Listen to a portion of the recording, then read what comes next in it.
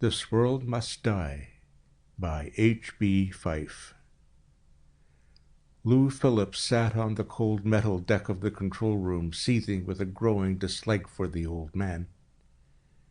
"What you're here for," the other had told him when the guards had brought Phillips in, "is a simple crime of violence. You'll do, I'm sure."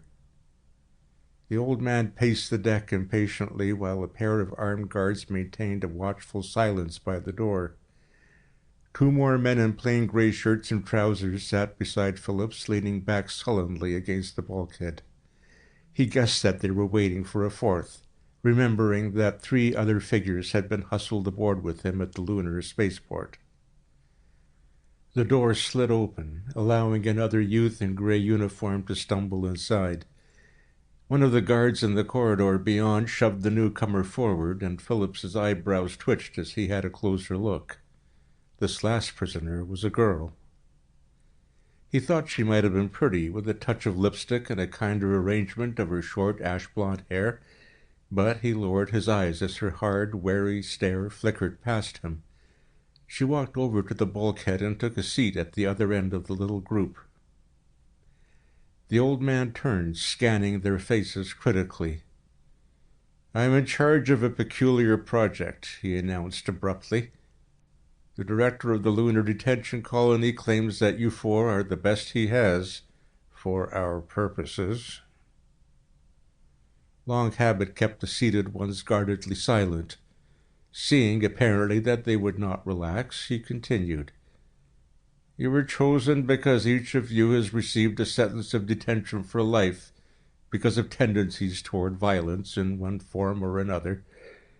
In our 22nd century civilization, such homicidal inclinations are quite rare, due to the law-abiding habits of generations under the Interplanetary Council."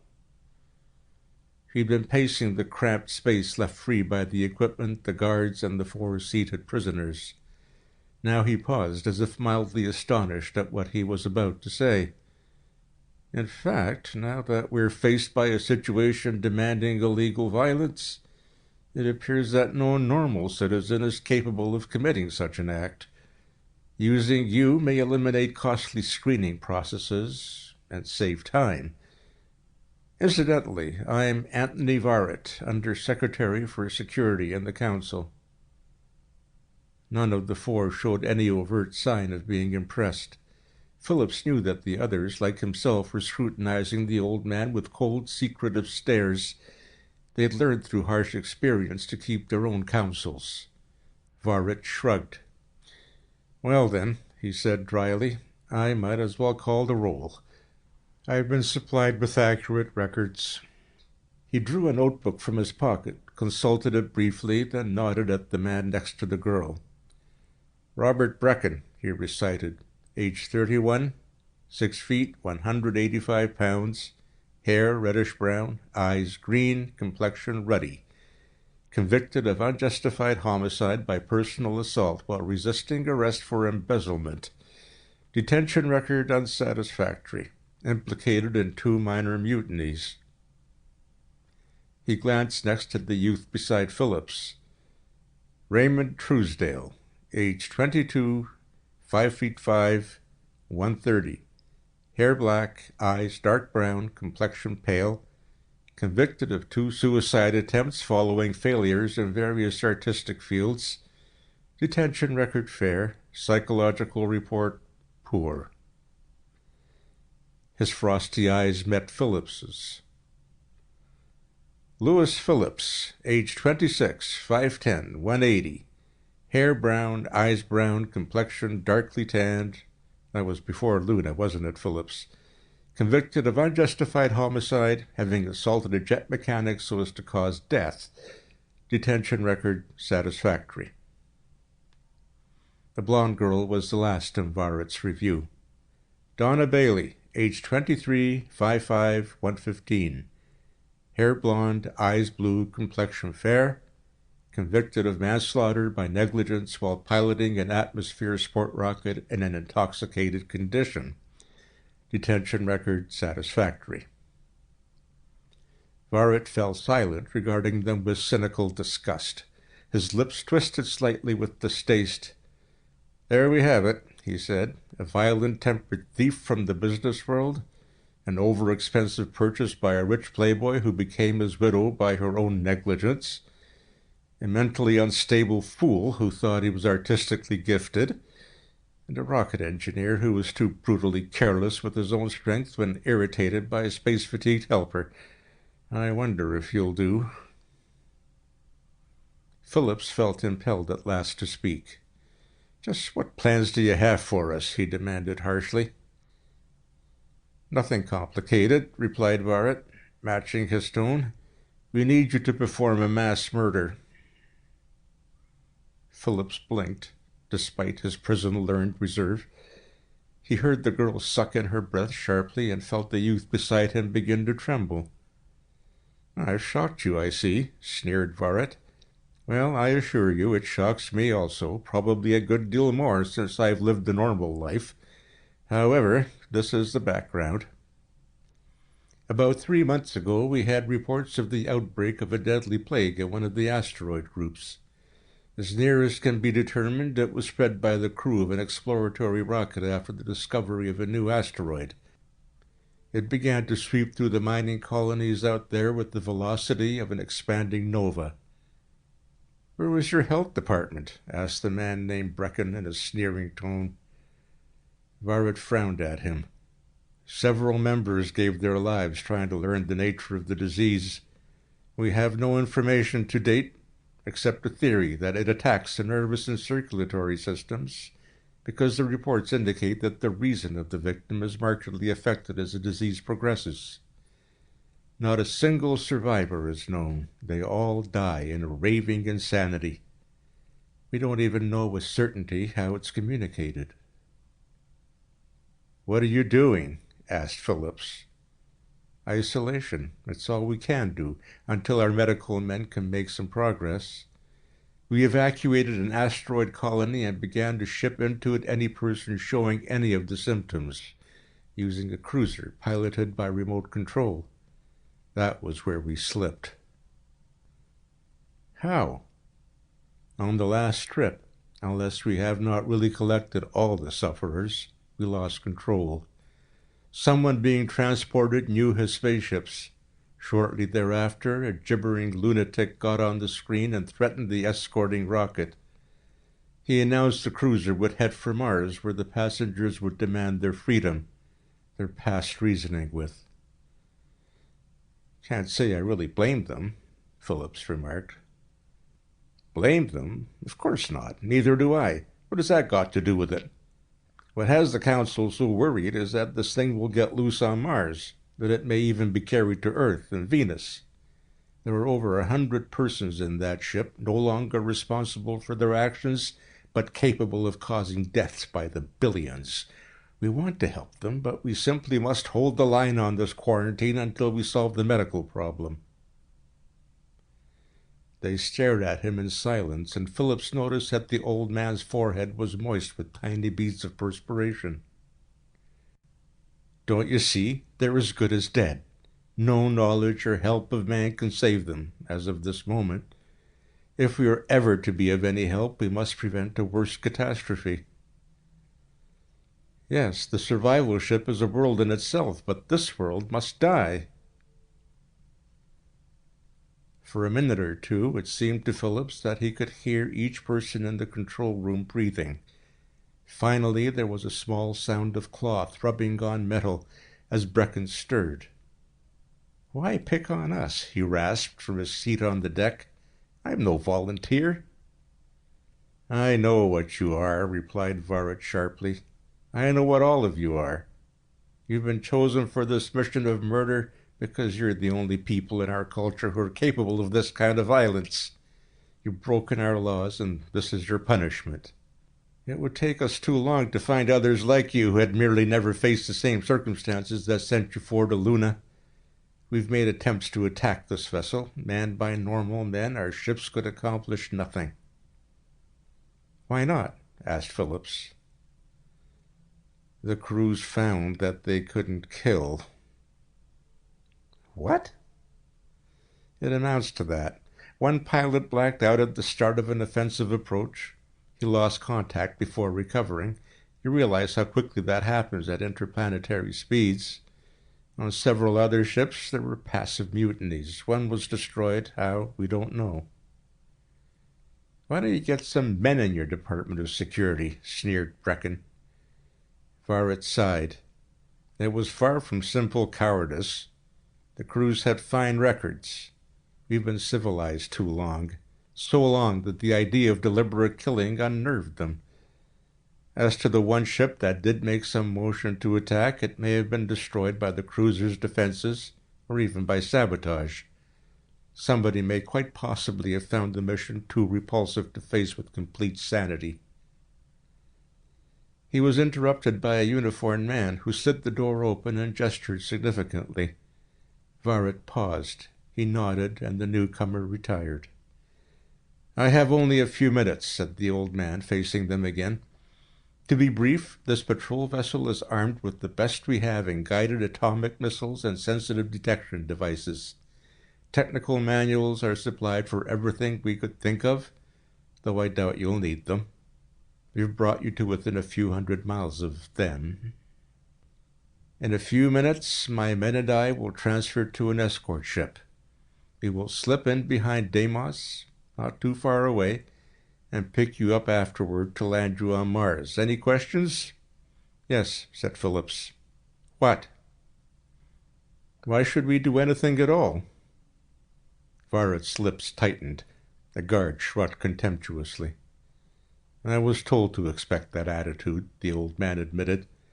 "I suppose it's part of the character we now think is needed for such an expedition."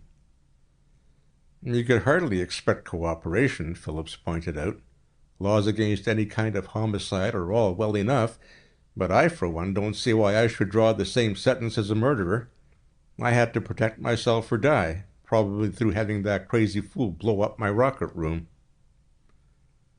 "You'll make a cold landing on Sol before you get any help from me," Brecken added defiantly. The girl said nothing, but Truesdale muttered darkly. "Please," said Varret, "I have no time to argue about our social and legal codes.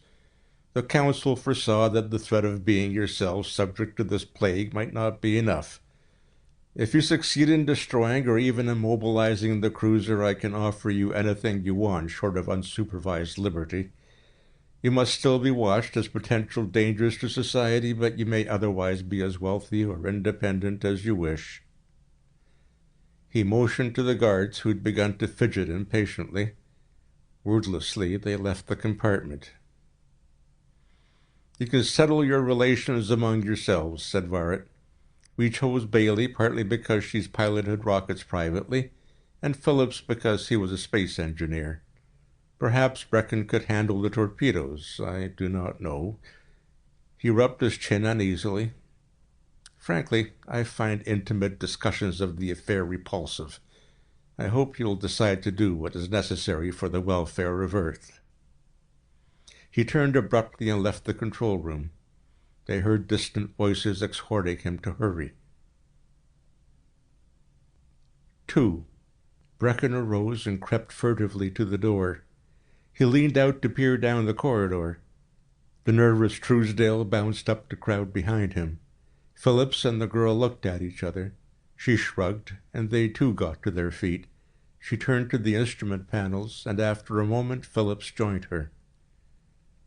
"How have they got it?" he asked. "Controls locked?" "No," murmured Donna. "Don't need to. We're just coasting. Nice job, though. Fast as a racer, I imagine." "You know something about racers?" "I used to think I did," she answered shortly. He saw pain darken her blue eyes and decided to probe no further. Instead, he wandered about, inspecting the instruments. A few minutes later, with a spaceman's indefinable alertness, he felt a change in the ship. "They still aboard?" he called to Truesdale, who remained at the door, although Brecken had disappeared. The youth glanced over his shoulder, but did not trouble to reply. Phillips's jaw set, and he took a quick step toward the other. Before he reached the doorway, however, Brecken returned from the corridor. Shouldering Truesdale aside, he strode into the control room. "Well," he announced, "the old fool hopped off like he said. Got a viewer in here?" "I have it on now," called Donna from the instrument desk. "There he goes." They gathered around the screen to watch. Near one edge was the image of another ship with several spacesuited figures clustered around its entrance port. The girl made an adjustment, and the view crept over to the center of the screen just as the last of the figures vanished into the opening. Almost immediately, the other rocket slanted away on a new course. Donna followed it on the screen until the brief flashes of its jets were dimmed by a new radiance, the ruddy disk of Mars. "We are where he said," she admitted. "Now what?" She looked at Phillips, who merely shrugged. "What do you make of it?" she insisted. "Pretty much as he said, probably," answered the engineer. "He's heading for Deimos, I suppose. I hear they're landscaping the whole moon. It's only about 5 miles in diameter, and building a new space station for a radio beacon and relay." "Does that log say anything about the plague ship?" asked Truesdale nervously. Donna scanned the observation record, then adjusted the viewer. The red radiance of Mars fled, to be replaced by a dimmer scene of distant stars. "In there someplace," she said, "out of range of the screen, but we could probably locate it with detector instruments." "Why all the jabber?" demanded Brecken. "Let's get going." Phillips stared at him. "What's the rush? Did he sell you that easily?" "Huh? Oh, hell no. I mean, let's make a dive for Mars. They were dumb to set us loose with a fast ship. We're dumber if we don't use it." "That's right," agreed Truesdale eagerly. "We don't owe them anything. They owe us, for the years they took out of our lives." Truesdale had a point there, Phillips felt. This could grow into quite a discussion, and he was not sure which side he wanted to take. He had no great urge to become a hero, but on the other hand, there was something about Brecken that aroused a certain obstinacy in him. "Wait a minute," Donna protested. "What do you think you're going to do?" "Slip into a curve for Mars," said Brecken. "Slow down enough to take to chutes and let the scans smack up in the desert somewhere. They'll never know if we got out, and we'll be on our own." The girl turned to Phillips. "How about you?" she asked. "Don't you think we should at least consider what Bart told us? If this plague is as dangerous as he says, this is no time to—" "Do you have to be so bloodthirsty?" complained Truesdale. "I don't want to kill anybody," declared the girl. "Maybe we could just disable the cruiser." "Ah, kill your jets," Brecken broke in. "I've been waiting for a chance like this for years. Don't get any ideas." "But listen," pleaded Donna. "It's a terrible thing, but if we don't do it, we won't be safe on Mars ourselves. They'll land and set an epidemic loose." "I'll take my chances with it," said Brecken. "You're supposed to know something about piloting. Now get us on a curve for Mars and be snappy about it." Donna turned desperately to Phillips. "Why not look over the ship," the engineer suggested, "before we blast off on half our jets? We can make up our minds when we see what we have for fuel and weapons." Brecken opened his mouth to object, but was smitten by an unpleasant thought. Suppose they didn't leave us enough fuel to make Mars? "We can find out soon enough," said Phillips, leading the way to the door. They trooped down the corridor on his heels, past a few closet-like compartments set aside for living quarters. It was a single-deck ship with storage compartments above and below for fuel, oxygen, and other necessities. The corridor was liberally supplied with handrails, apparently in case of failure of the artificial gravity system. About halfway to the end, another passage crossed the fore and aft one, and a few steps farther was a ladder. This extended up and down a vertical well, which in space amounted to a second cross corridor. Phillips was right when he guessed that the door beyond opened into the rocket room. The others were bored by the power plant of the ship, The engineer, however, could not repress a thrill at once more standing surrounded by the gauges, valves, and pumps with which he'd formerly lived. He strode about, examining and comprehending such appliances as seemed new since his last service in space. "How about it?" demanded Brecken. "Can you handle it?" "Sure," answered Phillips confidently. "Mostly automatic, anyway." "Then we can get moving whenever we want?" "I suppose so. The tanks are nearly full. Let's find those space torpedoes the old man mentioned." "Maybe it won't hurt at that," grumbled Brecken. He led the way out, but paused indecisively. Phillips stepped past him and considered the cross passages near the midpoint of the corridor. Those in the plane of the control room deck probably led to port and starboard airlocks, he reasoned, so the others might lead to the torpedo turrets. He went to the vertical well and started up the ladder, hearing the others follow. At the top he was confronted by a hatch with a red danger sign. Glancing about, he located the gauges that reported the air pressure beyond. Normal. "Make a little room," he said, looking down to Brecken. The big, ruddy face retreated a few rungs. Phillips could hear the others scrambling farther down. He got his head out of the way before pulling the switch that opened the hatch. With a subdued humming of electric motors, the massively constructed door swung down. One after another, they pulled themselves up into the compartment. "This must be where they set controls for launching," guessed Phillips, leaning back against a rack of emergency spacesuits. "That intercom screen on the bulkhead is probably plugged into the control room. Looks as if the torpedoes themselves are stored under that hatch at the other end." "How do they kick them off?" asked Brecken. "Those conveyor belts run them into tubes in the forward bulkhead. A charge of compressed air blows them out, and then the rockets are started and controlled by radio." "You mean we have to point at a target to fire?" "Oh, no.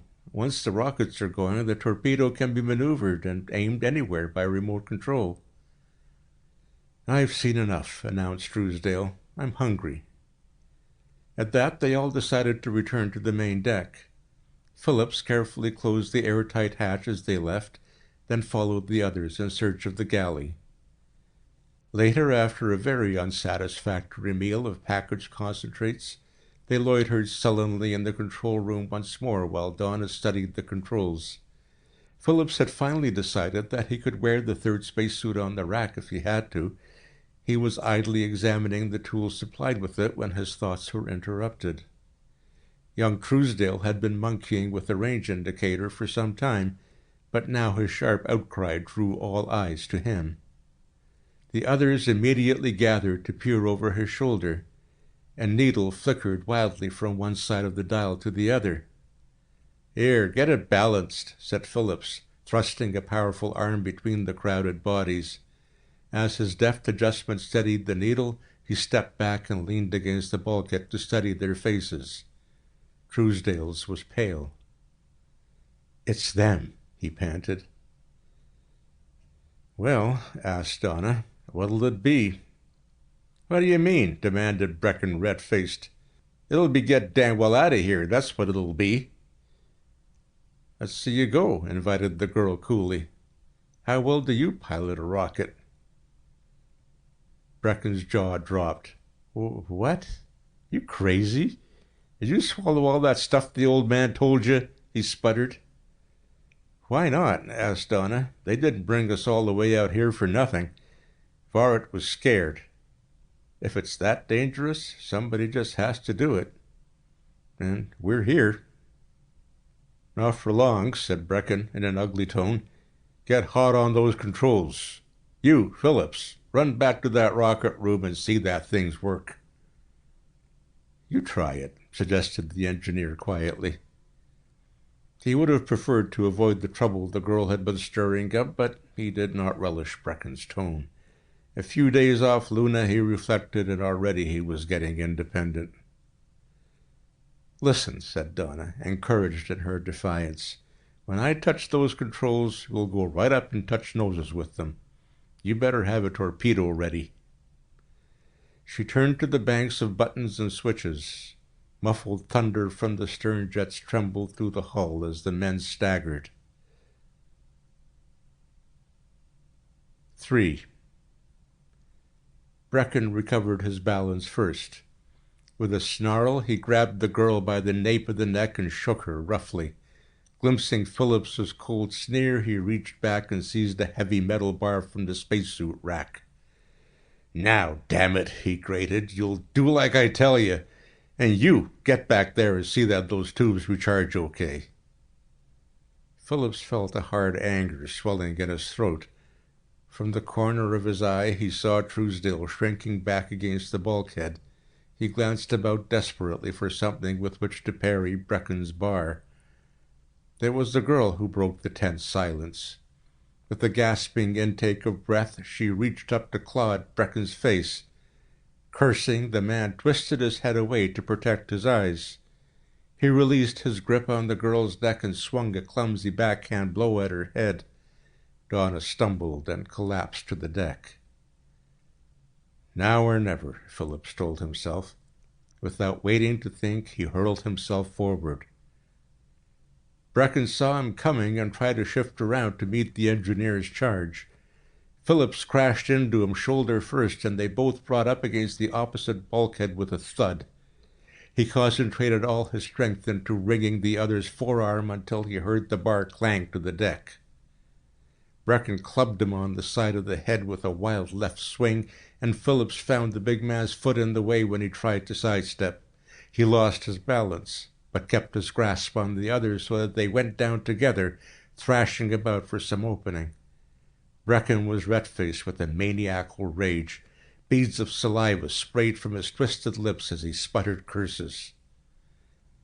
The engineer let go suddenly and jolted the other under the chin with the heel of his left hand.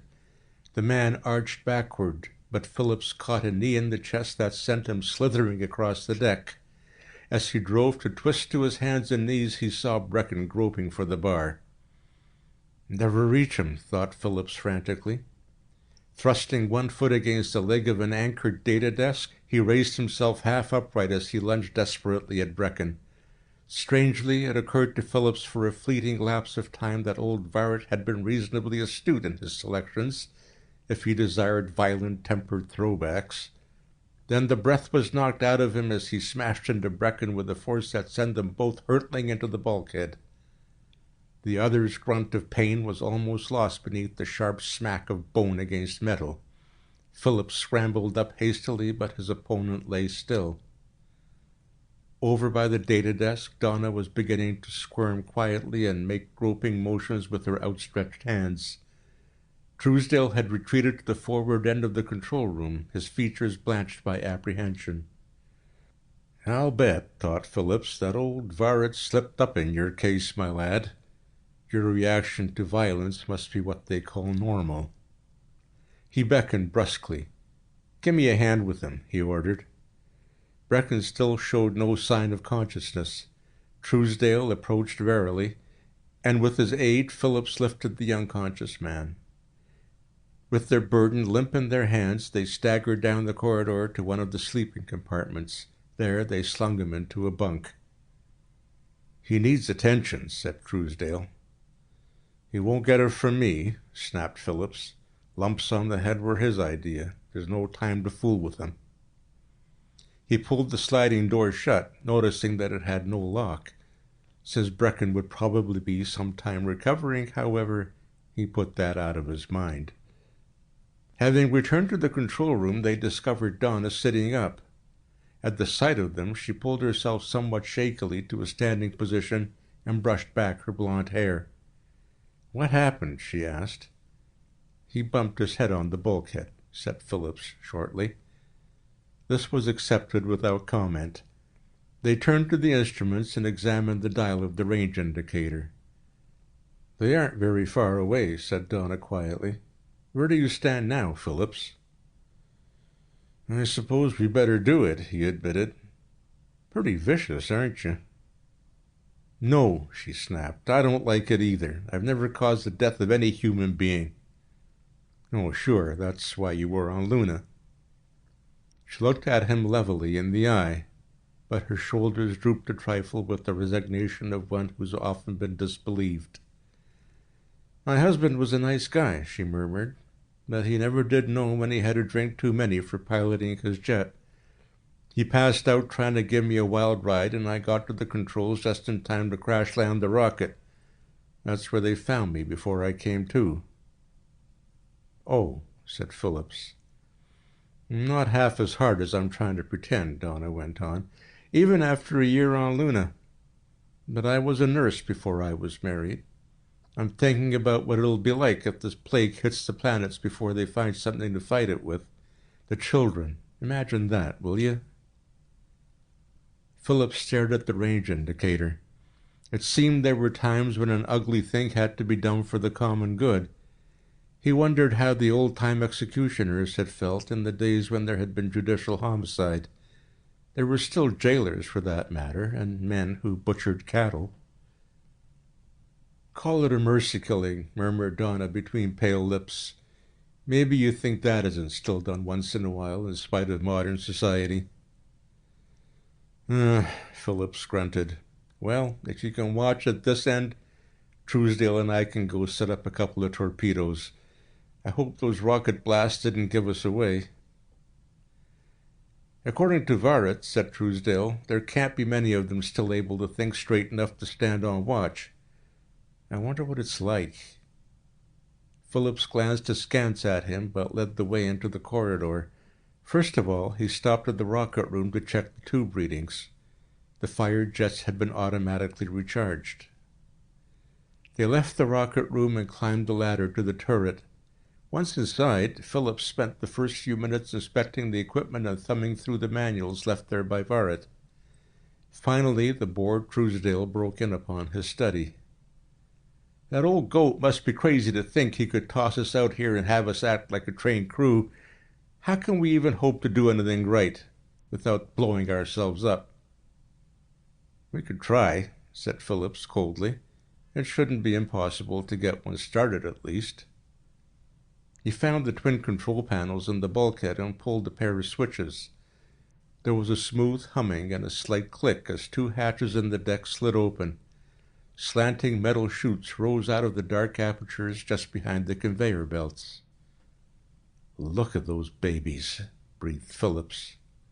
The snouts of two miniature spaceships protruded from the storage hold. Phillips touched other switches, and the sleek missiles were prodded into the belts and moved forward until the full 20-foot lengths were in view. "Phillips, you better be careful with those things," quavered Truesdale, as the engineer unscrewed a small hatch on one. "Afraid I'll blow it up?" asked Phillips, peering inside. "Why not? You never touched one before." "You go ahead and believe that," retorted the engineer. "Now, I'll just turn on the radio controls, check the batteries, and feed the bad news into the launching tubes. Watch." Replacing the hatch and securing it, he thought out the procedure to use at the remote control panels. Turning on the screen above one of them produced a cross-haired image of the bulkhead directly in front of the near torpedo. He tried various manipulations until he'd focused the view and caused it to sweep all around the interior of the turret. After idly watching himself and Truesdale appear on the screen, he returned the view to dead ahead, switched it off, and turned to the other panel. "I guess I can finish checking," he said. Truesdale clambered hastily down the ladder. Phillips shook his head. "Don't know what use he'll be," he muttered. "Too bad Brecken wouldn't listen. He at least... oh well." He wondered whether he himself would stand up when the time came. What Varret had asked did not sound like much. Just a quick shot and watch them blow apart. What inhibitions made men black out rather than carry it through? It was not as if there were any hope for these people. Surely it was obvious that to permit them in their deranged state to spread the catastrophic plague was inconceivable. But perhaps emotions were stronger than reason. "I'll find out pretty soon," he reflected. There was little more to do in the turret, except to run the torpedoes into the launching tubes and bring up a new pair in reserve. With that much done, he closed the hatch and climbed down the ladder. In the control room, he found Donna and Truesdale peering into the screen. He crowded close to look over their shoulders. A small blob of light floated near the center of the view. "That it?" he asked. "Yes," answered Donna. "Just enough Mars light to show it." "How near are we?" asked Phillips. "About 150 miles. I have quite a large magnification, but they may spot us if they're alert. Are you ready to do something?" "Reasonably," said Phillips. "Where's Brecken?" "You probably killed him," Truesdale broke in accusingly. "I found a first aid kit and gave him a shot," said Donna. "He has a nasty lump on the head, but he might sleep it off." Phillips was watching Truesdale. The youth was visibly nervous. Was it the thought of Brecken, the engineer wondered, or fear of what they were planning to do? Perhaps it would be best to clear the air now, before it was too late. "I guess you could handle it here, Donna," he said. "Truesdale and I will go to the turret and stand by." The youth shrank away. "No, I won't go up there again. You can't make me do this." "Do what?" demanded Phillips. "It's murder. You both know it is. They won't even have any warning." "I hope not," said Phillips dryly. "They might get us." "You would put it that way," sneered Truesdale. "You're homicidal at heart anyway." He turned on Donna, wiping perspiration from his forehead. "Are you going to let him do it?" he shrilled. "Are you going to help him commit such a crime?" The girl stared at him with a worried look in her blue eyes, but said nothing. "Come on, Truesdale," said Phillips, making an effort at a peaceful, persuasive tone. "It'll be either their lives or ours if they spot us, and millions more if they get by. They'll be too desperate to think of us. Do you want to die?" The instant he spoke the last words, he remembered the other's record and wished he'd kept quiet. He saw a strange, wild expression creep over Truesdale's features. It changed into a look of hateful cunning as the youth began to sidle toward the door. "I'm not afraid to die," he boasted in a low-pitched but tense voice. "But how about you, Phillips? How about the big, brutal space engineer who's proud of smashing men's skulls against steel walls, who'd like nothing better than to blow up a shipload of innocent people? How do you really know they're dangerous? You don't care, do you?" "Truesdale," snapped Phillips, "calm down." "I'll calm you down with me," shouted the other hysterically. "I'll show you who's afraid to die." He ducked through the door toward which he'd been backing. Phillips lunged after him, just barely missing a grip. "On your toes," he shouted over his shoulder to Donna, and turned on all jets. But Truesdale, driven by his peculiar fury, not only stayed ahead as they raced along the corridor, but actually gained. He was 15 or 20 feet out in front as they reached the midway point. Phillips, expecting him to take refuge in the rocket room, was completely fooled when Truesdale leaped for the ladder in the vertical well. He stumbled and grabbed a handrail to stop himself. The other was swarming upward. Phillips sprang to follow. Hardly had he climbed half a dozen rungs, however, than he saw he was outdistanced. Truesdale's feet were already disappearing beyond the hatchway. Phillips waited for the airtight door to slam shut. It remained open. Then a thrill of instinctive fear shot through him as he thought of what Truesdale might do, probably was doing at that very instant. 4. Throwing his feet clear of the rungs, he plunged back toward the deck, guided only by his hands brushing the sides of the ladder. As Phillips reached the junction of the passages, he kicked desperately away from the ladder. He landed with a thump that would have hurt had he been in a calmer state. Rolling over toward the control room, he came to his feet in time to glimpse Donna looking out the doorway before a jarring shock floored him again.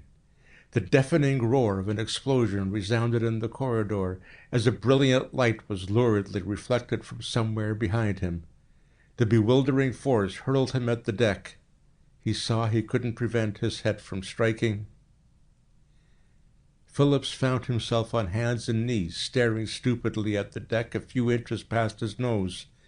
As in a nightmare, he seemed to spend an eternity pushing himself painfully to his feet.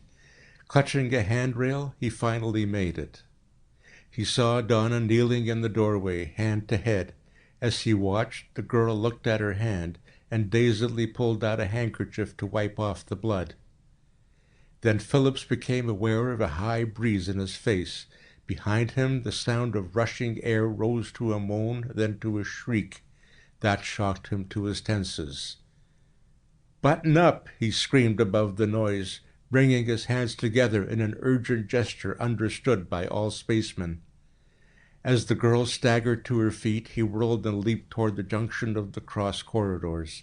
He wasted no time in a vain glance upwards. He knew what Truesdale had done. Only setting off the torpedo's rockets in the enclosed turret compartment would have caused an explosion just severe enough to rupture the ship's skin. If the warheads had gone off, he never would have known it. Diving headlong through the opening in the deck, he experienced a dizzying shift of gravity as he passed through the plane of the main deck. When he had his bearings again, he scrambled up the ladder toward the belly turret. By the time he got the airtight hatch open, he was beginning to pant in the thinning air. He pulled himself through at last and sealed the compartment. Phillips sucked in a deep, luxurious breath while he glanced about. This turret, he saw, was a duplicate of the other. He immediately located the intercom screen and called the control room. Donna's worried face appeared. "Where are you?" was her relieved inquiry. Phillips explained what had happened. "The only thing," he concluded, "is to try it from here." "I think they must have spotted the flash," Donna told him. "The instruments show a shift in their course." "Blast right at them," said Phillips. "We might get away with it if we're quick." He turned away, leaving the intercom on. A few quick steps took him to the control panels in the bulkhead. Guided by his lessons in the other turret, and by faded memories of space school on Earth, he brought up two of the torpedoes. He checked the radio controls and ran the missiles into the launching tubes. As he worked, with nervous sweat running into his eyes, he was aware of the intermittent jar of rocket blasts. "Run him down," he muttered, trying to steady his hand on the controls.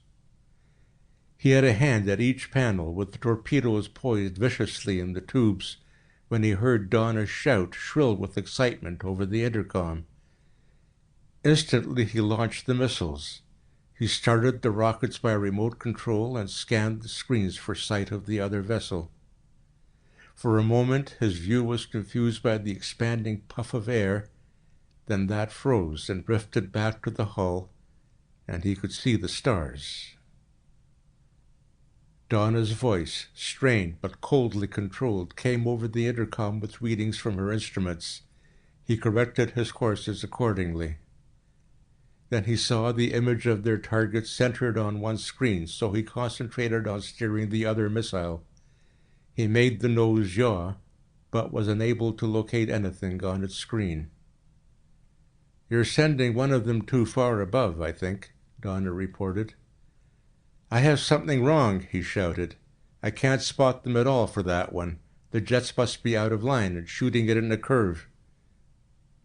Nevertheless, he fired a corrective blast on the weight of the guess before returning his attention to the first torpedo. This one was right on the curve. He could see the massive hull of the cruiser plainly now. It was almost featureless until, as he watched, several sections seemed to slide aside. The screen showed him a momentary glimpse of a swarm of small, flame-tailed objects spewing forth from one of the openings. Then the view went dark. "Interceptor rockets with proximity fuses," he muttered. "They'll be after us next, crazy mean and frantic." Over the intercom, he heard Donna exclaim in dismay. He caught a fleeting sight of her face and realized that the situation must be torture for the girl, as for himself or any normal person of their civilization. Cursing himself for an optimist, he raised two more of the missiles from the magazine. Hopping about like a jet checker 5 minutes before takeoff time, he made them ready. It seemed like hours before he got them into the launching tubes and blew them out into the void. Again he watched the other vessel appear ahead of his torpedoes, this time on both screens. Before the gap narrowed, he had a better opportunity to see the defenses of the cruiser in action. A whitish cloud of gas was expelled from his target's hull, bearing a myriad of small objects which promptly acquired a life of their own. Both screens were filled with flashing, diverging trails of flame. Then nothing. "They're heading at us," called Donna. "Hang on." Phillips had already pulled the switches to bring up a new pair of torpedoes. Hearing the urgency in Donna's tone, he leaped toward a rack of spacesuits and grabbed. The next instant he was pinned forcibly against the rack by acceleration as Donna made the ship dodge aside. From one side he heard a screech of grating metal. The fresh missiles must have jammed halfway out of the storage compartment. It gave him a weird feeling of unreality as he hung there helplessly to see one of the screens on the bulkhead pick up something moving, gleaming, metallic. "Donna!" he shouted hoarsely. "Let up!" "I don't dare," she gasped over the intercom. "I lost them, but they were starting after us." "Let up," repeated Phillips. "They're dead ahead of that wild shot of ours. Let me get to the controls." He dropped abruptly to the deck as the acceleration vanished. One leap carried him to the radio controls. The metallic gleam had swelled into a huge spaceship. The cruiser was angling slightly away from the point from which he seemed to be viewing it. How soon, he wondered, would they detect the presence of his torpedo? Or would they neglect this direction, being intent upon the destruction of those who were attempting to frustrate their mad dash for Mars? Philip stood before the screen, clenching his fists. There was, after all, nothing for him to do but watch. The gleaming hull expanded with a swelling rush. Details of construction, hitherto invisible, leaped out at him. A crack finally appeared as the section began to slide back. This time, however, there was no blinding flare of rockets. The blacking out of the screen coincided with Donna's scream. "It hit!" In the silence that follows, he thought he heard a sob. "Oh, Phillips," she said, recovering. "We did it. They're—" "Hang on," said Phillips. "I'll climb into a spacesuit and come forward." He switched off the intercom and dragged a suit from the rack. It took him a good 15 minutes to get the helmet screwed on properly and to check everything else. He realized that he was very tired. He opened the exit hatch, seized the top of the ladder and his gauntlets as the air exploded out of the turret, and climbed back to the main deck. Clumping forward through the airless corridor, he stopped to look into the compartment where he'd left Brecken. He quickly slid the door shut again. He found that Donna had sealed off the corridor just short of the control room by closing a double emergency door that must have been designed to form an airlock in just such a situation. He hammered upon it, and she slid it open from the control desk. It closed again behind him, and he entered the control room through the usual door. The girl helped him to remove the suit and motioned him toward the screen. Phillips regarded the scene without enthusiasm. The sight of the dead man had reminded him of what the compartments of that other vessel must look like by now. Its parts were beginning to scatter slowly. He looked at Donna and found her regarding him soberly. "What will they do with us now?" she asked. She looked exhausted. He extended an arm, and she leaned against him. "You heard what Farid said," he told her. "Yes, but will he keep his word? They might be ashamed of us now that it's done. Even if they're not, I can't bear the thought of going back to Earth and having them stare at me." Phillips nodded. He remembered the morbid curiosity during his own trial, the crowds who'd watched him with a kind of shrinking horror, and he'd actually been responsible for saving a spaceship and its crew. had they cared to look on that side of the affair. But he had killed.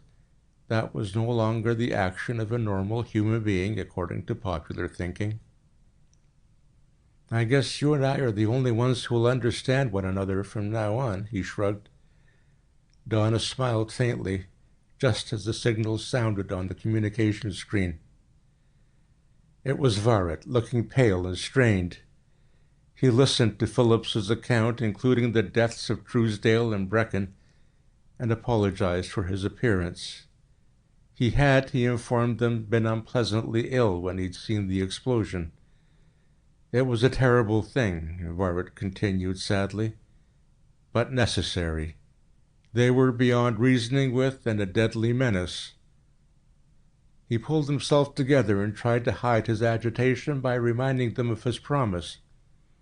He suggested that they consider their request while his ship attempted to tow them into Deimos. Phillips glanced speculatively at Donna. They would be two outcasts, however much their deed might be respected abstractly, however much official expressions of gratitude were employed to gloss over the fact. He might as well take one chance more. "We've already decided," he said boldly. "I hear you're building a new space station on Deimos." The old man nodded, surprised. "We will ask for a deed to that moon, and a contract to operate the beacon and radio relay station," Phillips stated flatly. Varret blinked, then smiled slightly in a sort of understanding admiration. "Reasonable and astute," he murmured after a moment's hesitation. "I think I appreciate the motive. Perhaps if that ship can be repaired and remodeled, we can include it, so that you may take short visits to Mars." He warned them to watch for the emergency crew he would send to their aid, and switched off. Phillips then dared finally to turn and look inquiringly at Donna. Her smile was relaxed for the first time since they'd met. "Nice bargaining," she said, and Phillips felt like the king of something larger than a tiny Martian satellite.